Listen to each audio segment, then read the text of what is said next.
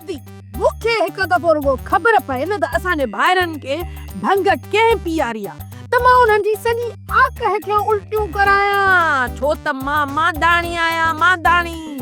जेकॾहिं फेरो खाधुमि त मुल्क लसी ॾिसंदी लसी अदी मां बि हाजाणी आहियां जे होॾ ते चढ़ियसि न त चङनि भलनि जी लोड लाहे छॾींदसि रुगो भाउ असांजा होश में अचनि तूं उन्हनि खां पुछा कयूं मूंखे बि इहो ई इंतज़ार आहे छो त असांखे पंहिंजे भाइरनि सां प्यार आहे इन लाइ त असांजी दिलि बेकरार आहे न त असां पंहिंजी बुछड़ियुनि भाॼाइनि खे खंघूं बि न इहे भाॼायूं असांजे लाइ बठी आहिनि बठी जंहिंमें पंहिंजे मुड़ुसनि खे पयूं थी साड़ियुनि भाॼियूं ऐं असांजा मुड़ुस कहिड़ा असांजे लाइ थधड़ी हवा आहिनि न को बवा आहिनि बवा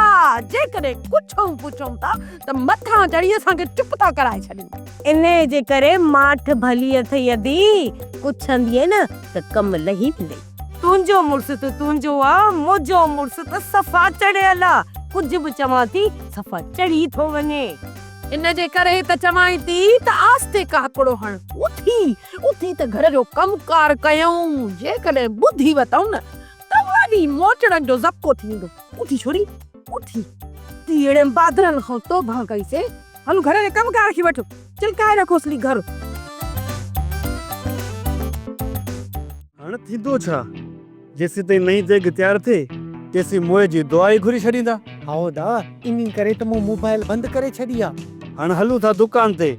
नई देग था ठाहियूं साब छोलनि में पर हू त गोश्त जो ऑर्डर ॾेई विया बहानो कंदासीं ऐं वरी कूड़ हणंदासीं त गोश्त कुतो खणी आ आई कंहिंजो गोश्त कुता खणी आ जेको ॾेई विया देग जे लाइ देग केरु पियो ठाहे देग जनी जो कलियो थी वियो आई ॾिसो न हुनखे पूरे मोटी बाया तव्हांजा देग रखिया वेठा आहियो तॾहिं ते वेठल वीचारा हमराहा अखियूं विझी वेठा हूंदा त केॾी महिल थी भत जी देग अचे ऐं असां खाऊं कांध पंहिंजी देग त भंग जे नशनि में उबतो ई सुबतो खाई विया ऐं भंग जो नशो त इहे उबते सुबते वारा कंदा ई कोन न हुननि खे नशो करायो वियो आहे या कुझु ॿियो थियो आहे पर किस्सो इहो ई अथई आई घोड़ा रे ये बोतला बि भंग पी वतन त दादागिरी कंदा नूरल भूरल जी पेक जो अथन अंदूरल भुरल त सुठा न ही बि सुठा न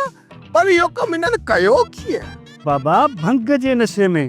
असां सां ही वेल कयो अथनि असां नूरल भूरल खे दान ॾिनी ऐं देग जा पैसा उन्हनि ॾिना ऐं उबते सुबते खे घर गेले विया चङो हाणे चङो मुंहिंजी किनी शिकिल गुम कयो मुंहिंजी देग जे मालिक खे मोहजो हलो मोल माण्हुनि जे सामान बाबा नथा मुड़नि सोप सीरियल जहिड़ियूं ज़ालूं तहिड़ा मुड़ुस तमाम एपिसोड्स ॾिसो HD क्वालिटीअ में विज़िट करियो असांजो YouTube channel Sindh TV HD drama subscribe कयो असांजो official YouTube channel Sindh TV HD drama ऐं वधीक अपडेट लाइ बेल आइकन खे क्लिक करियो